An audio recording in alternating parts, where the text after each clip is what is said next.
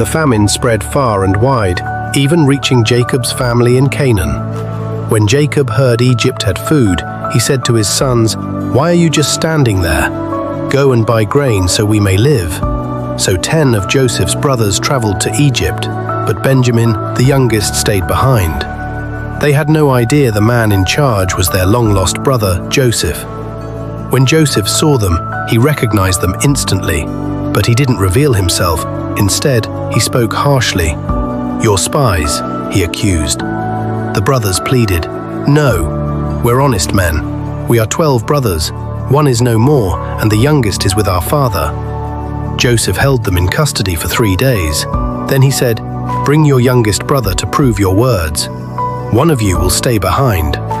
Simeon was bound and kept in Egypt, while the others returned home with bags of grain, and secretly their silver was returned in the sacks. When Jacob saw the silver and heard they had to take Benjamin back, he was heartbroken. "You've already taken Joseph and Simeon. Must I lose Benjamin too?" But the famine grew worse. In chapter 43, the grain ran out, hunger returned. Jacob was forced to make a hard decision. Judah said, "We can't go unless we take Benjamin. The man warned us clearly." Jacob hesitated, but then agreed. "If I lose my children, I lose them," he sighed. This time the brothers carried gifts: balm, honey, spices, and double the silver. When Joseph saw Benjamin with them, his heart stirred. He ordered a feast. The brothers were afraid. "We're being trapped," they whispered. But Joseph's steward said, "Don't worry, your God has blessed you." When Joseph saw Benjamin, he could barely hold back tears. He rushed out to weep in secret. At the feast, the brothers were seated by age. How could this Egyptian know? Benjamin's portion was 5 times more. Still, Joseph kept his secret, for now.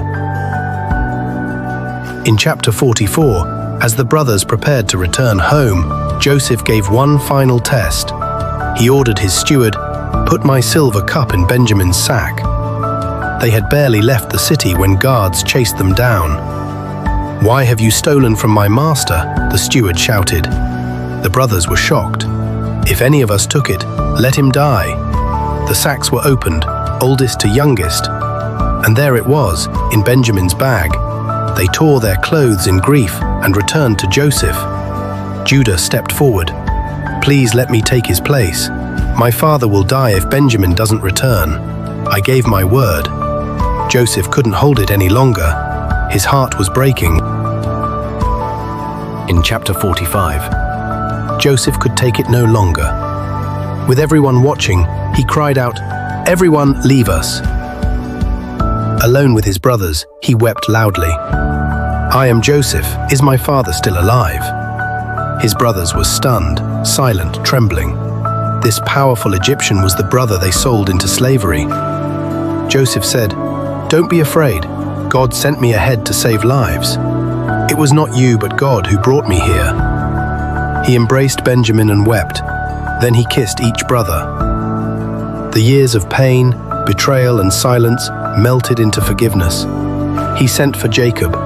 "Bring our father quickly. There is still more famine to come. You will live here with me in Goshen." Pharaoh heard and offered wagons and provisions. The brothers returned home with the best news Jacob could ever hear. "My son Joseph is alive," he cried. "I must go and see him before I die." Lesson learned.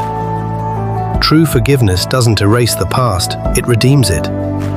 Joseph could have punished his brothers, but he chose to test their hearts and offer mercy.